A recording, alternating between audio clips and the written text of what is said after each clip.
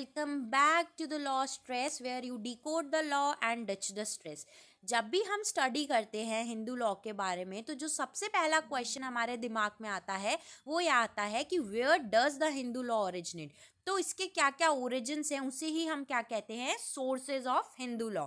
तो आज की वीडियो में हम जो डिस्कस करने वाले हैं टॉपिक वो है सोर्सेज ऑफ हिंदू लॉ, जो कि डिवाइड किया गया है टू पार्ट्स के अंदर, एंशियंट सोर्सेज और मॉडर्न सोर्सेज। इसे हम बहुत ही सिंपल और एग्जाम ओरिएंटेड मैनर के अंदर समझते हैं। तो what are the sources of Hindu law?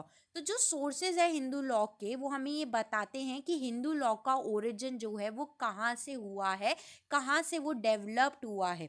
Traditionally पुराने टाइम की अगर हम बात करें तो हिंदू लॉ जो है वो रिलीजियस टेक्सेस, कस्टम्स यहाँ से लिया जाता था, और मॉडर्न सोर्सेज में ये मॉडिफाई किया गया लेजिस्लेशंस के थ्रू, जुडिशियल डिसीजंस के थ्रू। तो इसके बेसिस के ऊपर जो हमारे सोर्सेज है उन्हें दो पार्ट्स के अंदर डिवाइड किया गया है। सबसे पहला आता है एंशियंट सोर्स और सेकंड आता है हमारा मॉडर्न सोर्सेज। एंशियंट सोर्सेज में चार तरीके के सोर्सेज हमें प्रोवाइडेड हैं, जैसे श्रुति, स्मृति, डाइजेस्ट एंड कमेंट्री जिसे हम टिक्का टिप्पणी भी कहते हैं, और फोर्थ हमारा आता है कस्टम। वहीं पे मॉडर्न सोर्सेज में हमारे तीन दिए गए हैं, justice, equity, good conscience, president and legislation. President यानी जो हमारे जुडिशियल डिसीजंस होते हैं। तो अब चलो हम इन्हें डिटेल के अंदर डिस्कस करते हैं कि ये होते क्या है। सबसे पहले हम बात करते हैं एंशियंट सोर्सेज के बारे में, यानी कि जहाँ ऐसे सोर्सेज जो कि पुराने टाइम से लिए गए हैं।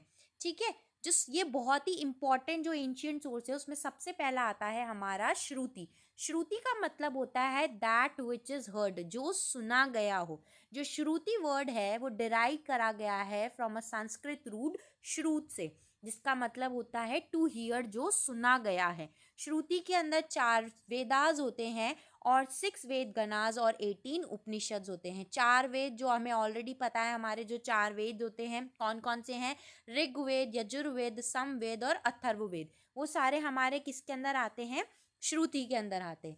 नेक्स्ट हमारा आता है इसके अंदर जो important next second ancient source है वो हमारा है स्मृति, जिसका मतलब होता है व्हाट इज रिमेम्बर्ड, जो आपको याद रह गया हो। स्मृतिज क्या करती हैं, एक्सप्लेन करती है और एक्सपेंड करती है जो भी प्रिंसिपल्स हमारे श्रुति के अंदर दिए गए हैं उनको। It can be said that कि स्मृतिज जो हैं वो रिटन मेमोरी है of the knowledges of sages, यानी कि जो भी ऋषि मुनि थे उन्होंने जो सुना और उसके बाद में उन्हें कितना याद रहा और फिर उन्होंने जो उसे रिटन फॉर्म के अंदर लिखा वो हमारा क्या कहलाया, स्मृति कहलाया। इसे आप एक एग्जाम्पल से ऐसे याद रख सकते हो कि जैसे एग्जाम के अंदर आप क्या करते हो, आपकी क्लास टीचर ने, आपकी टीचर ने जो भी आपको पढ़ाया और उसके बाद में जितना आपको याद रहता है और फिर जो आप एग्जाम में उसे रिटन फॉर्म के अंदर लिखते हो वो क्या कहलाती है, एक तरह से स्मृति कहलाती है। Smriti are believe to have originated from a divine inspiration, कि ये माना जाता है कि स्मृति कहाँ से ओरिजिनेट हुई है, डिवाइन इंस्पिरेशन से ओरिजिनेट हुए, ना कि direct words from the God. ये गॉड के डायरेक्ट वर्ड्स नहीं है, गॉड ने अपने लोगों को, उनके जो डिसिपल्स थे उन्हें बताया है और फिर उन्हें जितना याद रहा उन्होंने उसे रिटन फॉर्म के अंदर लिखा, उसे हमने स्मृति कहा। स्मृति जो है वो दो तरीके की होती है, एक होती है धर्म सूत्रा और एक होती है धर्मशास्त्र। धर्म सूत्रास क्या होते हैं, धर्म सूत्रास वो होते हैं जिन्हें प्रोजेस स्टाइल के अंदर लिखे जाते हैं, जिसके अंदर छोटे छोटे स्टेटमेंट्स होते हैं जो हमें क्या जर्नल और ब्रॉड प्रिंसिपल्स हैं कॉमन सेंस और जस्टिस के, वो हमें एक्सप्लेन करते हैं।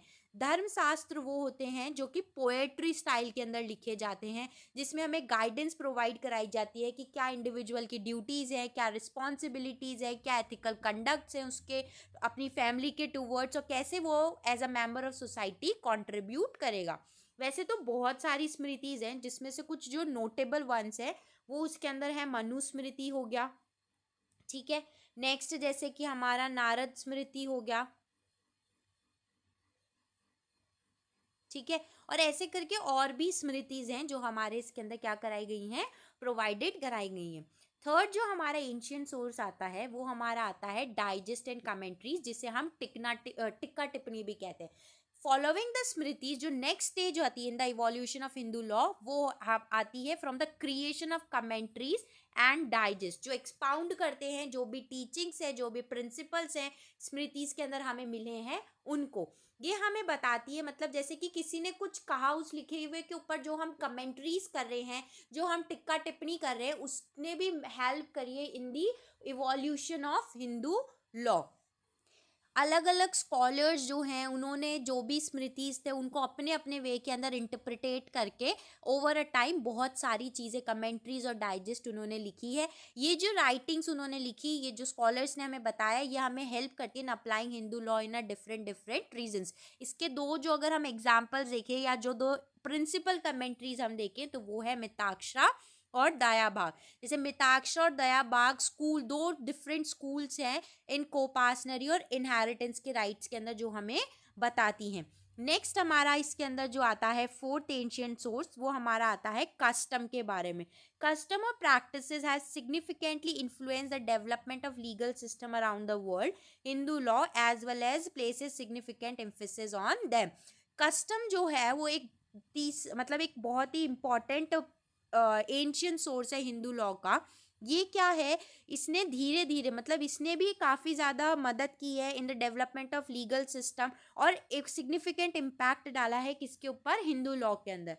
हमारा जो हिंदू मैरिज एक्ट है 1955 का, वो डिफाइन करता है कस्टम्स एंड यूसेज को, कि कोई भी ऐसा रूल जो कंटिन्यूसली और यूनिफॉर्मली ऑब्जर्व किया जा रहा है लॉन्ग टाइम से, और obtain the force of law among the Hindus in any local area, tribe, community, group और अ फैमिली।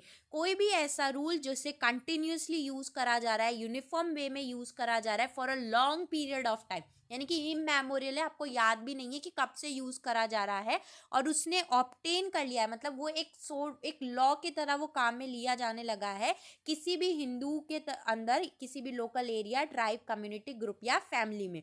ऐसा रूल जो सर्टेन हो, अनरीजनेबल नहीं हो, ना ही अपोज करे टू द पब्लिक पॉलिसी। अगर कोई पर्टिकुलर फैमिली के अंदर कोई कस्टम चला आ रहा है तो वो वैलिड तभी माना जाएगा if it is not been discontinued by the family. ऐसा नहीं हो कि अब वो फैमिली ने उस कस्टम को फॉलो करना बीच में बंद कर दिया था और अब वो कस्टम वापस से उन्होंने फॉलो करना स्टार्ट कर दिया, तो वो कस्टम नहीं माना जाएगा। कस्टम वो तब माना जाता है जो कि काफ़ी लंबे समय से क्या हो, चला आ रहा हो। ठीक है, कोई भी कस्टम जो है वो किसी भी सोसाइटी के ऊपर बाइंड नहीं करेगा अगर वो पब्लिक पॉलिसी को अपोज करता है, अनसर्टेन होता है, या फिर इमोरल तरीके से उसका यूज़ किया जा रहा है, उसको प्रैक्टिस किया जा रहा है, तो उससे हम enforce, they can not be enforce by any court of law. तो हम उसे किसी भी कोर्ट ऑफ लॉ के थ्रू क्या नहीं करवा सकते हैं, एनफोर्स नहीं करवा सकते हैं। तो अभी जो हमने डिस्कस करे वो हमारे चार तरीके के एंशियंट सोर्सेज थे, श्रुति, स्मृति, डाइजेस्ट एंड कमेंट्रीज, और फोर्थ हमारा इसके अंदर आया कस्टम्स क्या होते हैं। नेक्स्ट जब हम बात करते हैं वो हम बात करते हैं मॉडर्न सोर्सेज के बारे में। अभी हमने स्टार्टिंग में देखा था कि जो हमारे मॉडर्न सोर्सेज है उसे तीन पार्ट्स के अंदर डिवाइड किया गया है। सबसे पहला justice, equity, good conscience, second हमारा लेजिस्लेशन, और थर्ड हमारा जुडिशियल प्रेसिडेंट्स। जो जुडिशियल प्रेसिडेंट्स का मतलब हो गया जो भी हमारे जुडिशियल डिसीजंस हैं उनको जुडिशियल प्रेसिडेंट्स कहते हैं। जस्टिस, इक्विटी, गुड कंसाइंस का मतलब ये कि ऐसे केसेस, इन केसेस जहाँ पे कोई भी स्पेसिफिक लॉ या कस्टम जो है वो एग्जिस्ट नहीं करता है, तो कोर्ट क्या अप्लाई करेगा, कोर्ट अप्लाई करेगा principles of justice, equity and a good conscience. ये इंश्योर करता है कि लॉ के अंदर फेयरनेस रहे और फ्लेक्सिबिलिटी प्रोवाइड कर रहे। इसके अंदर एक केस भी था, गुरुनाथ वर्सेस कमलाबाई का केस था।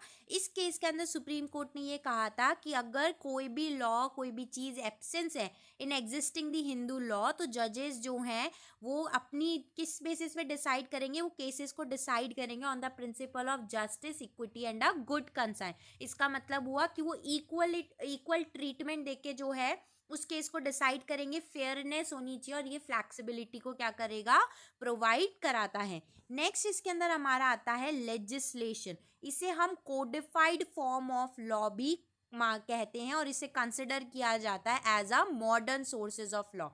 Praevia to legislative enactment different rules और प्रैक्टिसेस जो थी वो अलग अलग कंट्रीज के, मतलब कंट्रीज के अलग अलग पार्ट्स के अंदर क्या करी जा रही थी, फॉलो करी जा रही थी।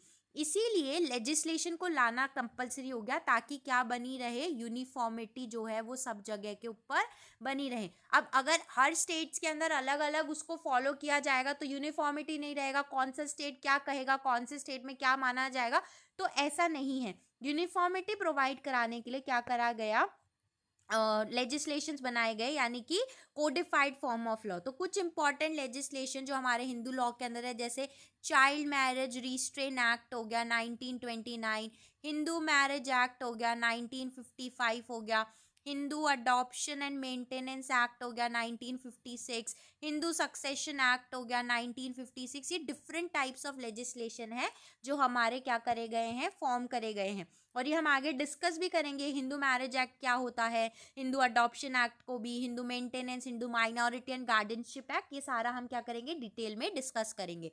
थर्ड हमारा आता है जुडिशियल प्रेसिडेंट क्या होता है। Judicial precedent means following the decisions of the higher court by a lower court, अगर डिसीजन इन्वॉल्व करता है a common question of law, यानी कि आप हायर कोर्ट के ऑर्डर को लोअर कोर्ट्स क्या करते हैं, फॉलो करते हैं, जिसके अंदर कोई भी कॉमन क्वेश्चन ऑफ लॉ जो है वो इन्वॉल्व है। यानी कि अगर कोई भी डिसीजन सुप्रीम कोर्ट ने दिया है तो उसके नीचे, उसके अंडर में जितनी भी अथॉरिटीज है सुप्रीम कोर्ट के अंडर में, वो सारी की सारी अथॉरिटीज उस लॉ से, जो भी उन्होंने जुडिशियल डिसीजन दिया उससे क्या है, वो बाइंड है, उन्हें उसको क्या करना पड़ेगा, फॉलो ही करना पड़ेगा। नेक्स्ट उसके बाद में जैसे मान लो फिर हाई कोर्ट ने दिया, तो हाई कोर्ट के लोअर में जो है जितने भी हैं लोअर कोर्ट्स, उनको वो सारे के सारे डिसीजंस को क्या करना पड़ेगा, मानना पड़ेगा। जैसे आर्टिकल जो हमारा 141 है उसमें कहा गया है कि सुप्रीम कोर्ट के जजमेंट जो हैं वो बाइंडिंग प्रेसिडेंट्स हैं जितने भी लोअर कोर्ट्स हैं उनके अंदर। तो जुडिशियल प्रेसिडेंट्स भी एक इम्पॉर्टेंट रोल प्ले करते हैं in development of Hindu law. Court interpret करते हैं जो भी एंशियंट टेक्स्ट है, स्टेच्यूज है, मॉडर्न सोशल नीड्स के अकॉर्डिंग। आई होप आपको ये क्लियर होगा कि what are the sources of Hindu law. जो हिंदू लॉ है वो स्टैटिक नहीं है, वो religious texts, customs to the modern legislation और जुडिशियल इंटरप्रिटेशन से क्या हुआ है, इवॉल्व हुआ है। अगर कोई भी डाउट हो तो you can comment down below, and please if you find this video helpful, like subscribe to the law stress for more simple and exam oriented law explanation. Thank you.